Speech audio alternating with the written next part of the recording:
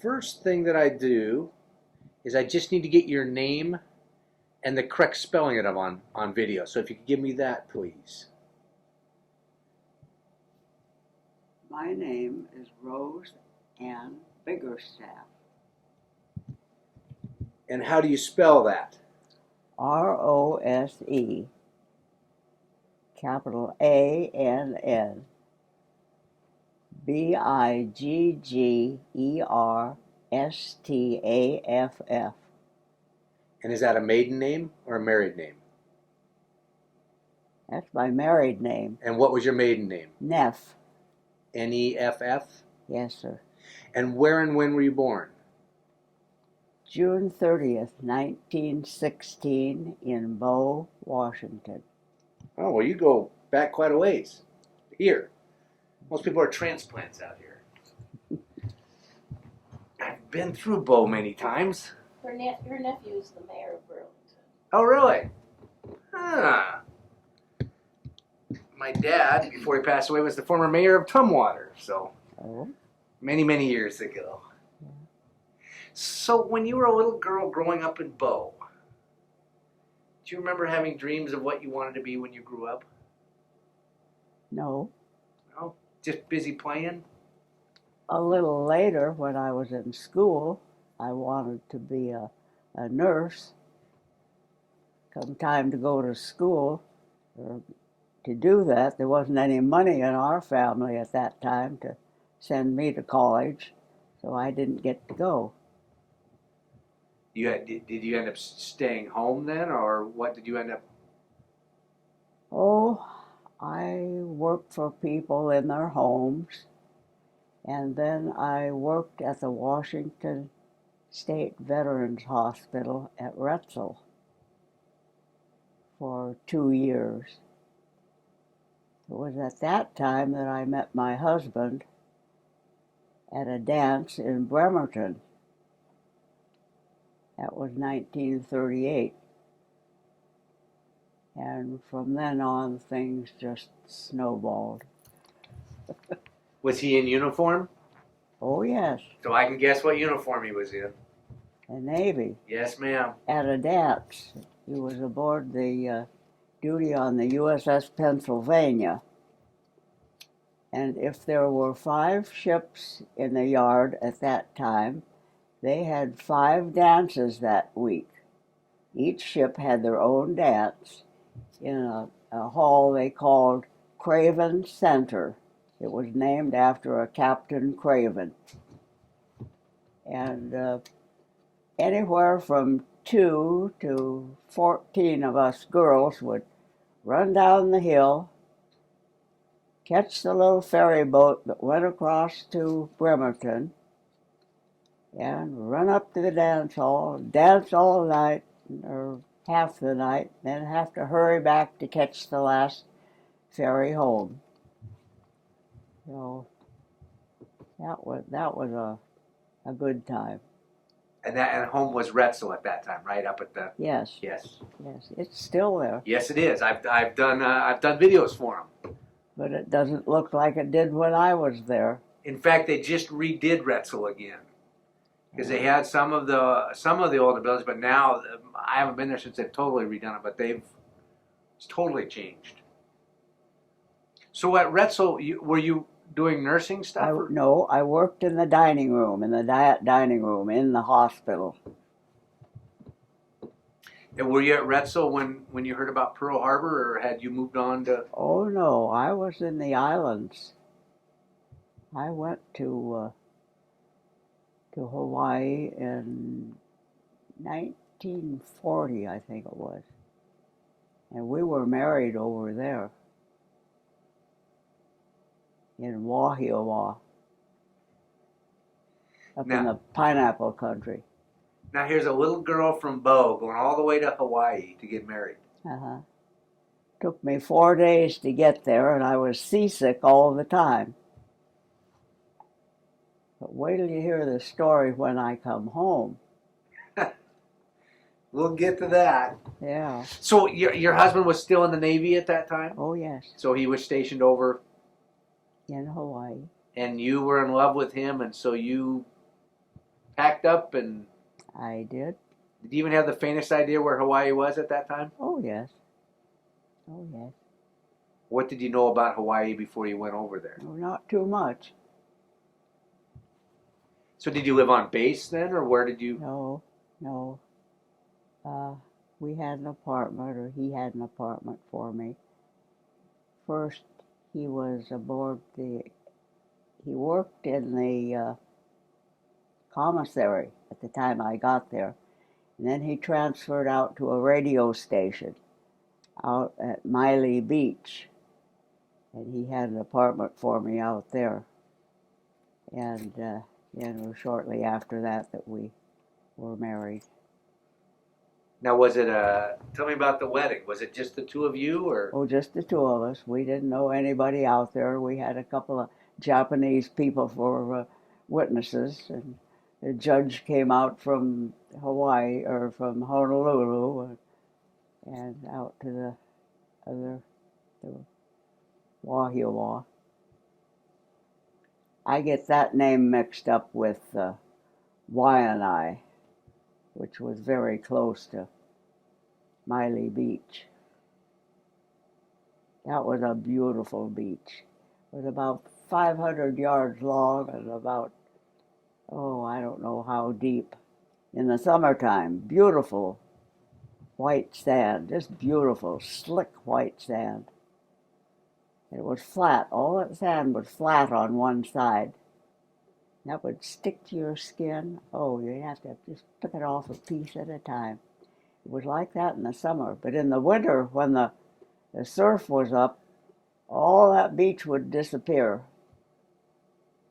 All that beach disappeared. There was just maybe 15 feet of it left. So you were in paradise. Oh, yes. I had that beach all to myself. Wow. So where were you on Pearl Harbor Day? Pearl Harbor Day? At the time he was out there,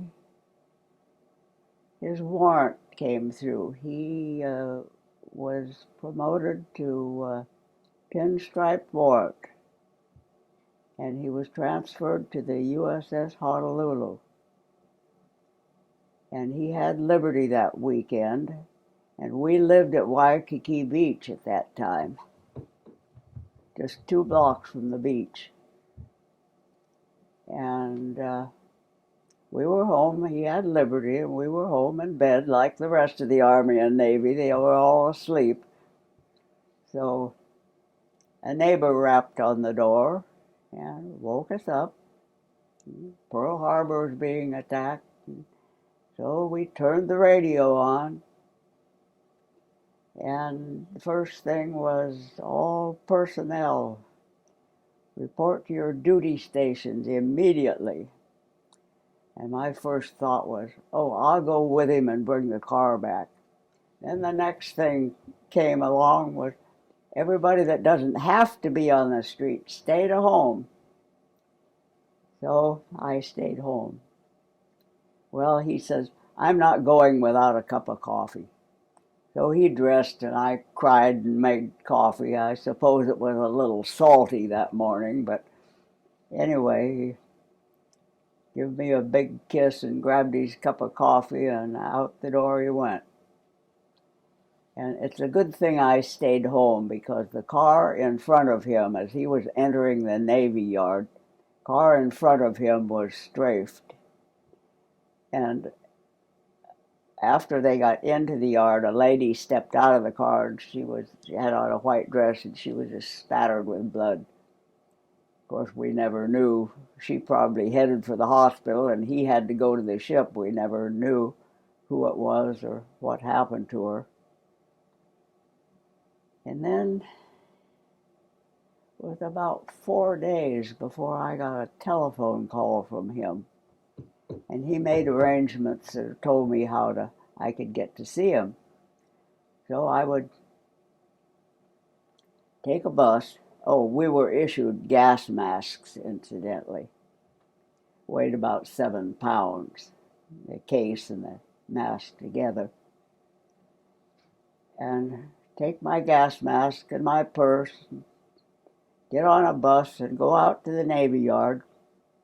And he had parked the car near the commissary under some algarobi trees. And that wasn't too far from where his ship was moored, as they had taken a hit between the bow of the ship and the dock and knocked a little hole in there, and it took them some time to be repaired, so he was around for a while.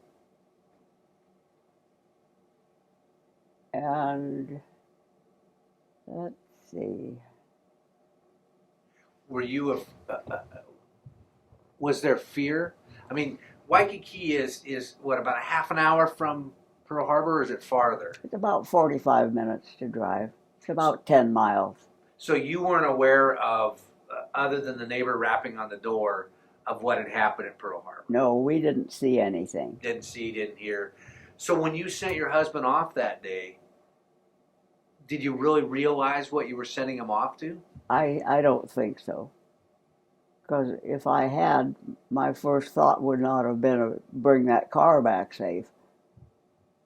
I would have been thinking of him or what was going to happen to me. But I wasn't really afraid. I guess I was too dumb to be afraid. But I was very much concerned. And these visits to the Navy Yard, they would only last about 10, 15 minutes. He'd come up to the car and we'd have a chat, and then he'd have to go back. So then I'd have to go back home. Well,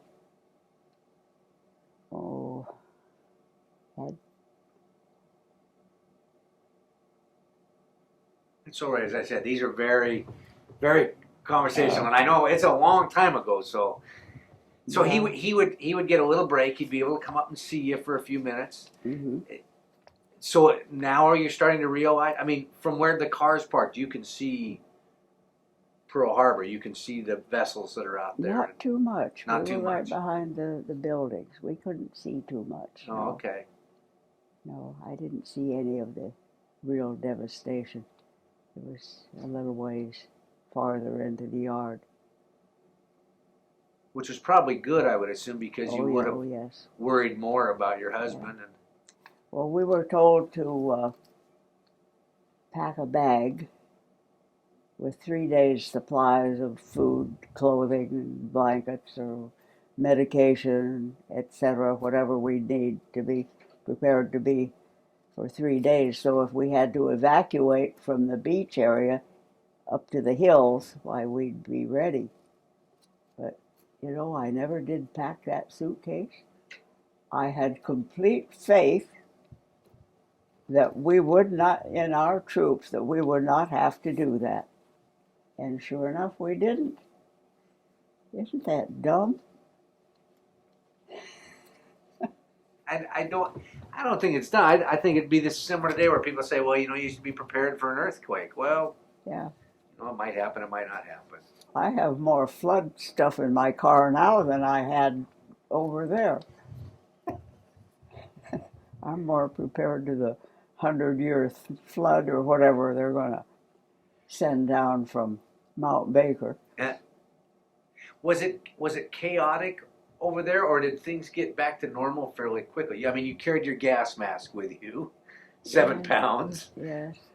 But I mean, driving to town to get in to see him, did that become a day in, day out thing, or? Well, after he left, that first day, one of the girls, or a Navy wife, her name was Helen Rust, had an old Ford touring car.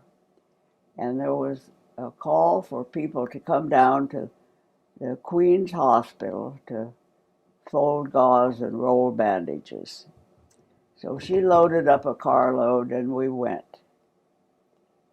And we spent all day there doing that. They'd cut these in 4-inch pieces. We had to fold them twice to make just a little inch swab thing.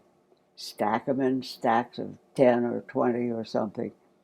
Then they had torn old sheets in 4-inch strips, and we had to roll those and just roll them up until they were just a good hand grip size so they could be used for rolling, putting on a wound.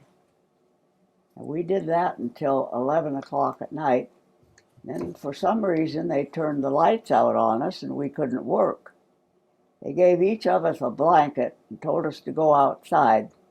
Mosquitoes were pretty bad. So there we sat in a row up against the wall, everybody with his blanket. And they told us we couldn't go home until morning because only official vehicles with blue lights were allowed on the streets and anybody else would be shot. So I guess you know we stayed till morning. Well, after we got home, let's see. Oh, I could hear things on my shortwave radio. You never knew, that would pick up police and military reports. You never knew which ones were authentic and which ones were just blah blah, or whether they were trying to throw the enemy off. Anyway, it was kind of scary when they'd say things like, Barber's Point is being invaded by the Japanese troops. So you just never knew. It was a little scary. It's interesting. I'm going to back up just a little bit. When you got married, your witnesses, you said, were a Japanese couple. Mm-hmm. Did they live by you? No, they were just somebody there at the courthouse or the city hall or wherever we were. So after Pearl Harbor, you don't know what happened. No, I never. They weren't friends or anything. No. Okay. Uh-uh. Because I didn't know over there was a much larger Japanese population than here, and here with what happened on Bainbridge Island where they got interned and things like that, I didn't know how they dealt with it over on the islands. I don't know either. I guess they watched them pretty close, but I don't remember them rounding them up. They couldn't. They were all Japanese and Hawaiian, all mixed up. How could they gather them all up? They just had to watch and suspect the ones that were suspect. Did you roll bandages for a long time? I mean, was that days on end or just no, at we one only time? did that one day. They didn't call us back. I don't know what they did with them. Maybe they sent these out to the Navy Yard, or maybe they were used there. Maybe some of the people, lesser injuries came in there. I don't know. Now, is your husband still on the ship at this time? Oh, yes. Still getting those small breaks to come and see you, or? Yes.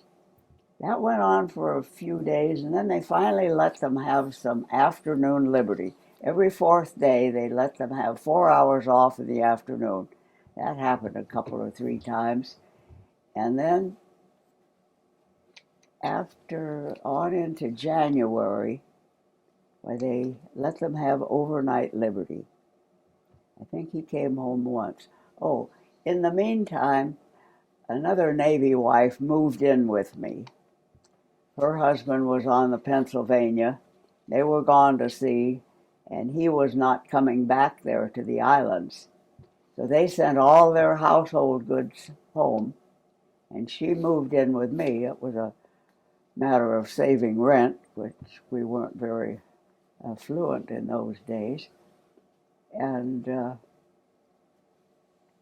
so when Bill came home that night, she had to pick her things up and move to the bomb shelter. There was one basement apartment that was designated for a bomb shelter, and I can still see Jeannie gathering up her pajamas and her books and papers. She was going to write letters and heading out the door for the bomb shelter.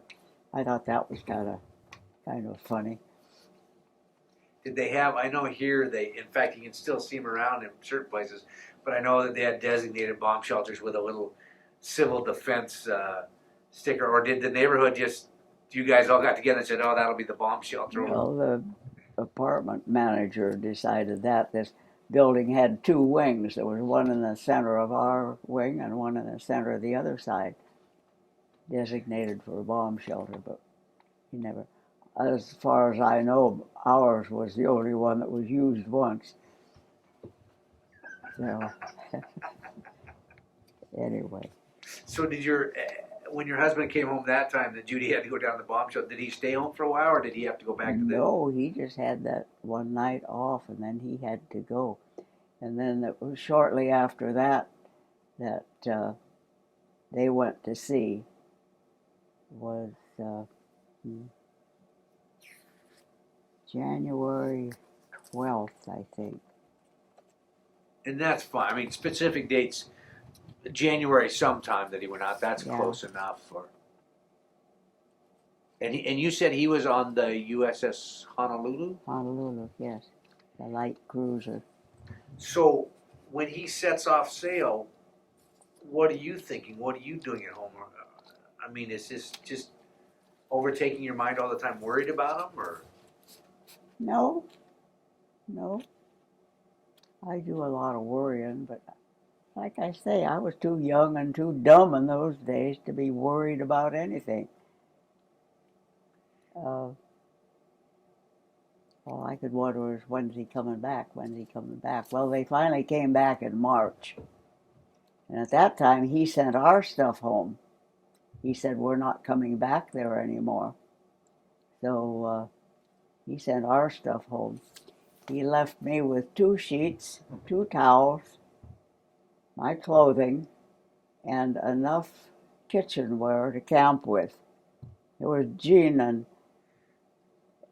and me making out with that. And she worked at the Navy Yard. She was a secretary for somebody. And I didn't do anything. I just stayed home and twiddled. And I would prepare the evening meal. By the time she got home, it was getting dusk and maybe dark. And so we had to eat our evening meal in the bathroom. One of us sat on the toilet, the other one sat on a little wooden stool. And we'd take turns. And that was a very small room, very, very small room. It was just a little shower big enough for the hand bowl and the toilet. And it used to get pretty hot in there. We had that one window blacked out. And that's pretty hot. So we opened the door one night. Well, that didn't work. Went over like a lead balloon. First thing we knew, there were Marine patrols were knocking on our door, telling us there was light showing out under the front door. So we had to shut that up again. But a little later on, we had more blackout paper, and we had the place pretty well secured. So. And this was still out at Waikiki, is that? Oh, yes. Yeah. Yes. I wish you still had that place. Mm-hmm. Oh, yeah. Yeah. So how long, so now your husband's shipped all your stuff home, how much longer did you have to stay there before he gets you home? I was there 5 months after Pearl Harbor. The women with children were evacuated to the States first. And some of those that didn't have children, they were really the panicky ones. They just stormed the chaplain's office and just about wore him down, wanting quick passage home. Well, that was ridiculous. What could he do about it? Well, anyway, this one woman, her husband was on the Pennsylvania and he was gone. He wasn't coming back. And boy, she was going to get out of there. They didn't have any kids. And so she just packed up and she went down to the dock. She knew the Lurleen, I think it was leaving that day or supposed to leave that day. And so she went down there and stood around, and they didn't let them on the ship. And here about 5, 6 o'clock, here she come back to my place, beating on the door, wanting a place to stay that night. So she got that. This was before Jean moved in, so she got a place to sleep, and then she left the next day. But they did take her. But I thought that was so ridiculous. Why couldn't she wait like the rest of them? And did some people do that? Did they kind of flip out? I mean, 'cause Well, you're on a rock, you know, been attacked once. she just wanted out of there, Oh, and so we didn't sign up. Jean worked, and I stayed home, and we didn't sign up until after Bill told us that he wouldn't be back anymore. And then we put our name on the list. That was in March. Well, we got our port call. It was late in May. I don't remember the date. And then we started home. That was a fun trip. We were in a convoy of 16 ships, and the USS Nevada, which had had the bow shot off, and they had put a makeshift bow on it so she could go back to the States. We were the first ship in the convoy. It was an old Army transport named the Republic, had wooden decks. And they took us aboard that thing, and they just about scared the living daylights out of us. Do not throw one piece of paper, one orange peel, peanut hull, nothing over the side. And do not let your children fall over the side, because we cannot stop to pick them up. Well, I didn't have any children, thank God. But it's enough to scare you a little. now I assume this wasn't a cruise liner you were on. This was pretty basic, primitive transport. It was a transport. Well, I did have a stateroom all to myself. If Jean and I, see, she was married to an enlisted man. My husband was an officer, so we couldn't bunk together. She was on one side of the ship, and she had a roommate, but I had mine all to myself. And, oh, let's see. Dawn is the most logical time for attack by a submarine. So at 4 o'clock in the morning, just before dawn, they would sound general quarters. You know what that is? It's a bell about this big around. It was right over my stateroom door. I will swear that thing was big as a dishpan. And up we come. We had to sleep with all our clothes on, sleep with your shoes on, either wearing your life preserver or have it right in your hand. I think I slept with mine on. And then you'd run up to your lifeboat station, have to stay there for about an hour.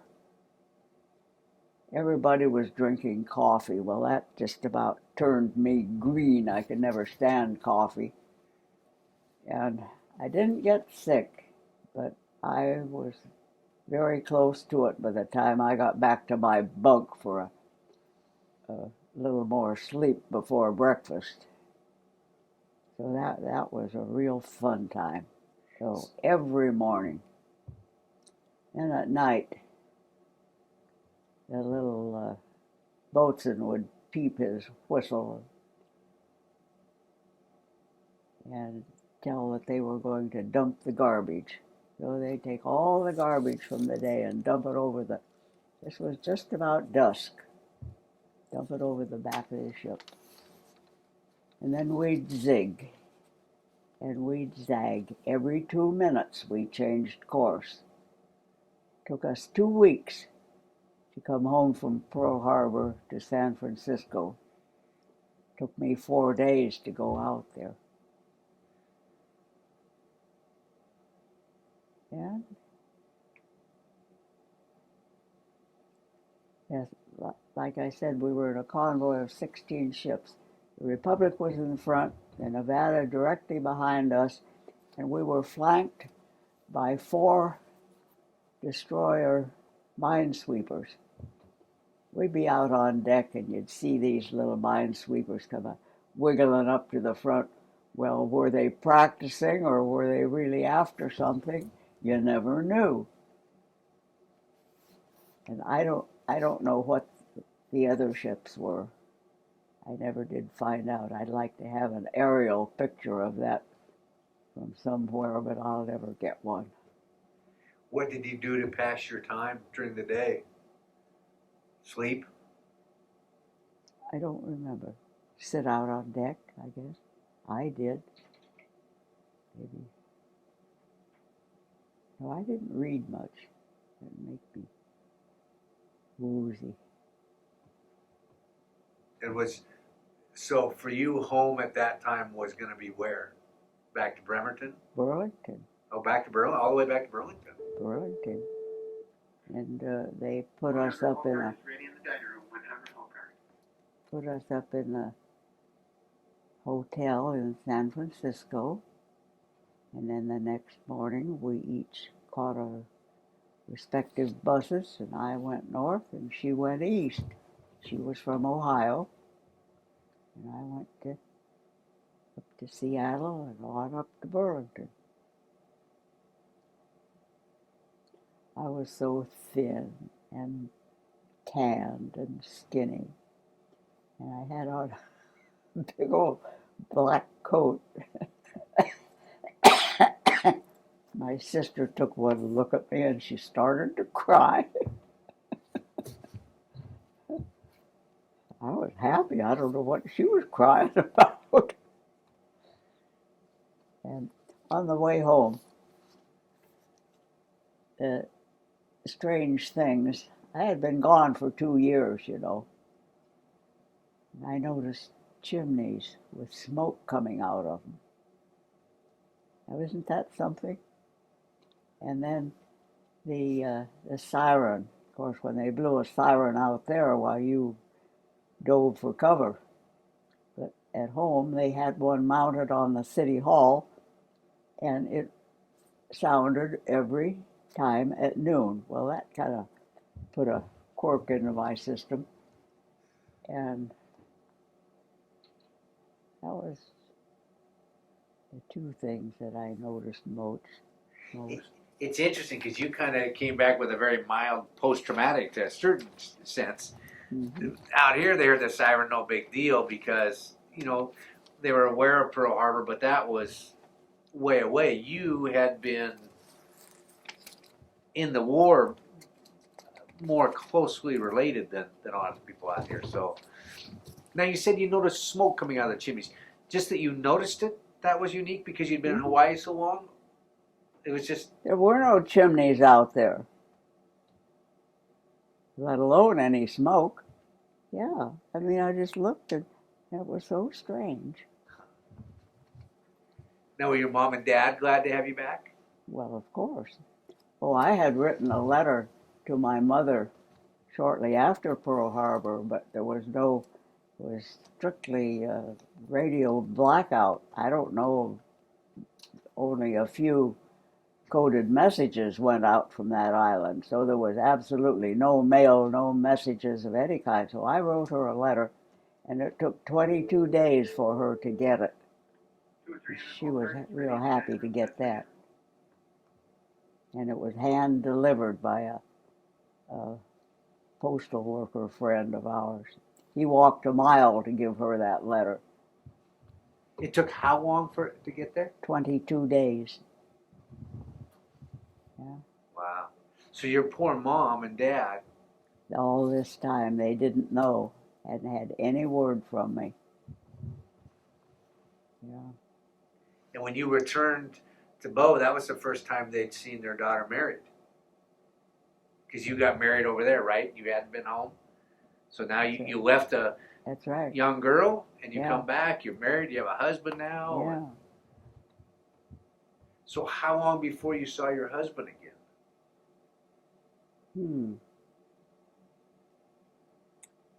From March to... Now, you know, I can't tell you that. Long time?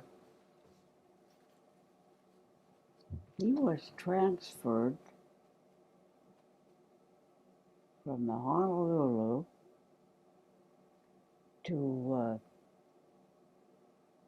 just kind of skipping around. He was flying all over the Pacific, setting up bases. He was a supply officer and helping to set up bases. And he wound up on Guam. And then that's when I saw him next. Oh, you went to Guam? I went to Guam. Now, I didn't get this thing started the way I wanted to, and I can't finish it maybe the way I wanted Oh, that's, to. and again, I go back and I edit this and rearrange things. So if we need to pick up somewhere, you let me know where you want to pick up at.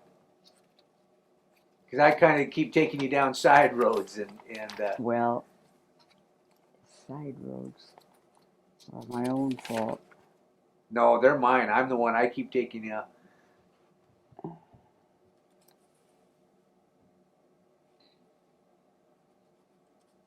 And yes, I went to Guam in 1946. This was after, you see. And I was on the second shipload of dependents that went out. We called it the diaper special. There were so many families with children. And when we got out there, things weren't too secure. In order to take your woman or your wife off the base, you had to carry a gun. You had to carry sidearms. And there were just thousands and thousands of troops out there and just so few women you didn't. And there were still Japs in the thicket. So they had to be very careful. And he wanted me to have a Jeep. So before I got out there, he went to took the welders from the machine shop and out to the junkyard. And they found a good front half and a good back half, and they cut these two in two and took them back to the shop and welded them together and made me a Jeep. Well, the motor in the one he chose needed to be overhauled, so they were overhauling that and had the pieces all over the shop. And a typhoon came along and scattered the pieces. So they said, well, we can't find your motor, so which one of these do you want? They had some sitting around there, and there was one in a crate. He says, I want that one. So he got a brand new motor for my Jeep, which was pretty good. Didn't have to overhaul that one. And they painted it battleship gray. Now, Bill had the sail makers or the tent makers or whoever they are make me some seat covers, some canvas seat covers. And he furnished me with some red paint, fire engine red. So I painted these seat covers fire engine red. And here I had this nice little gray Jeep, fire engine red covers. Well, you had to cover them at night because it would rain. You had to bring the things in at night, the covers. If the seat got wet, then you can put these nice covers on and take off the next day. So then he was quite a horse trader, and he got a line on some apple green. It was almost a chartreuse colored paint. Good, best paint you could buy, airplane paint. And he took my Jeep and painted it green. Well, here I was with a green Jeep and red seat covers. I wouldn't drive it. It sat out there in front of the apartment for about 5 days, and he finally got the idea I wasn't going to drive it, so he takes it back down and paints it battleship gray again. I had the best painted Jeep on that island.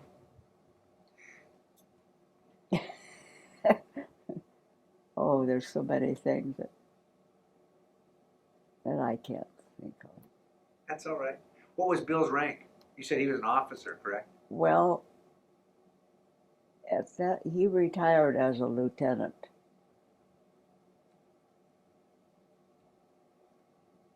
Most people that made warrant when he did, they retired as lieutenant commanders. But he was talking one day when he should have been listening, and it went on his fitness report, and he didn't get the extra promotion. You better not put that in there. So did you stay in Guam a long time then? I was there 1 year. Wow. It's interesting to hear you talk about having to get, what do you call it, the diaper express or whatever over. Because everybody else I heard was trying to get out. They were trying to get out of that area to get home, to get. But I guess if you still had people in the service that still had time. Yeah.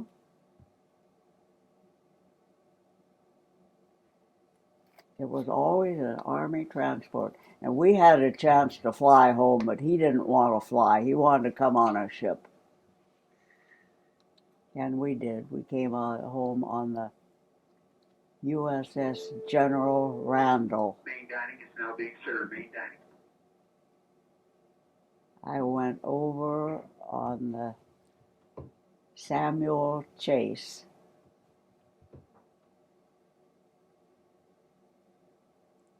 Is that the first time you saw him then after you left? Why?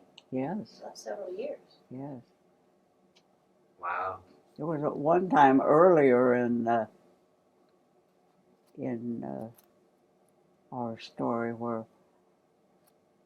he was gone for about 3 months with no chance to send any. They were at sea, no chance to send any mail off the ship. One day I got 21 letters and a Valentine. You've seen the Valentine. I didn't think to bring that today. So that took a while to read those. And do you know, I destroyed all those letters. I could just slash my wrists when I think of it.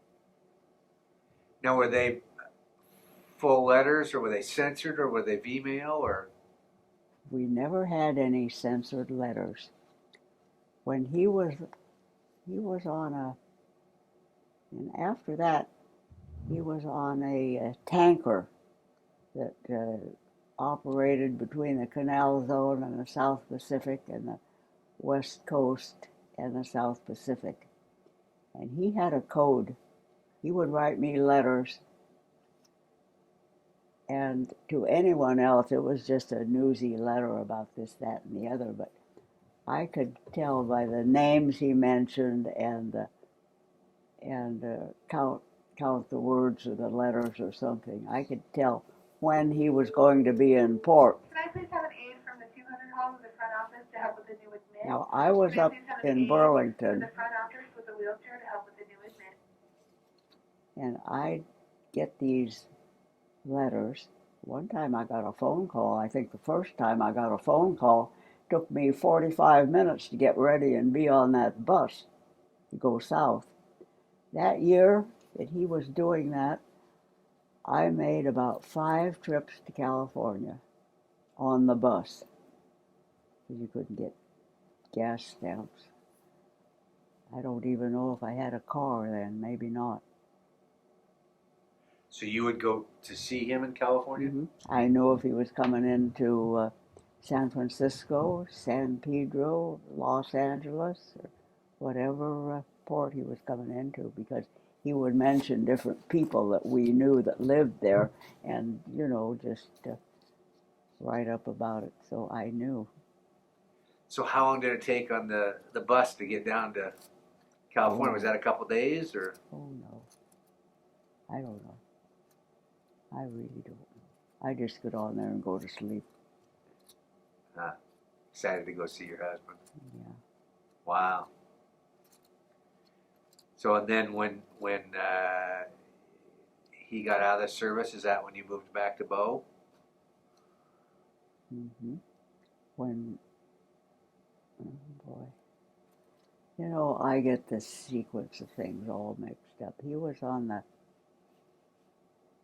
I think the last thing he did was go to the hospital in Bremerton. And then they sent him out on the Kearsarge. I think that's an aircraft carrier. He was on that for a short time. And then we had bought a house in Seattle, out in Crown Hill, just north of Ballard. And that's where we went to when we came from Guam.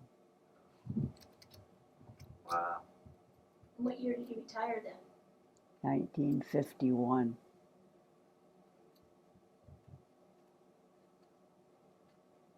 He was an old guy. He was in the World War I also. I was 3 years old when he went in the service.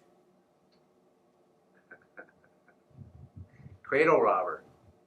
I guess so. You should see the pictures of her. She's cute. So when did you move back to Bow then? Well, we moved back to Burlington. I didn't go back to Or Burlington? 1956.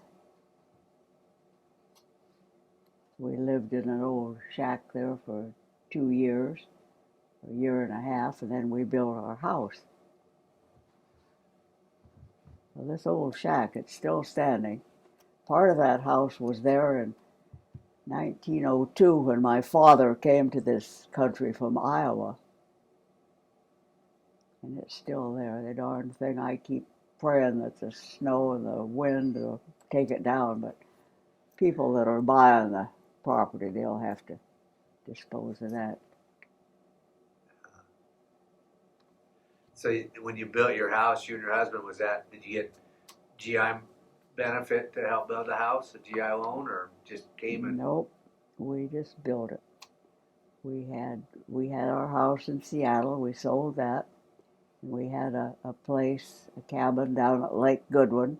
We sold that and put the two together, and it cost us $17,000 to build a 3-bedroom home. Tell us about your medal. Pardon? Tell us about your medal. Your medal. My medal? Oh, this was issued to the fellas 50 years after the fact. It's not a medal, it's a medallion. And of course, my husband died in 1979, and this was given to me in 1991, when it took them 50 years to recognize the fact that we wanted something. So I am so proud of that. It says, for those who served.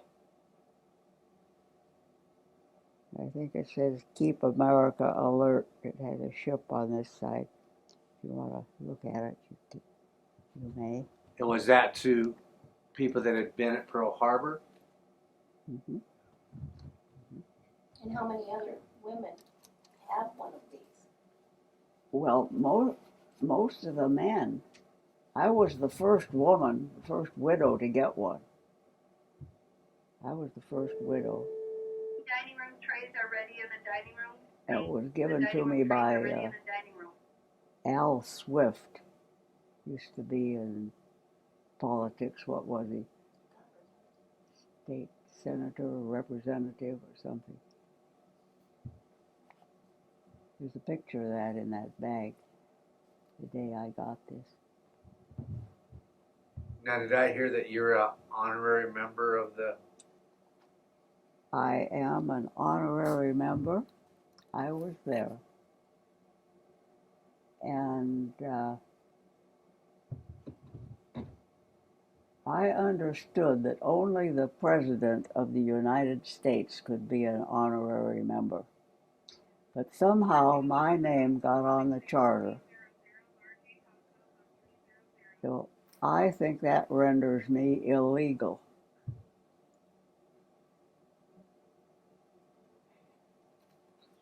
Now we'll go back to Guam. While I was on Guam, I went to the war crimes trials. They were trying 11 prisoners, Japanese presumably, and it was a military court.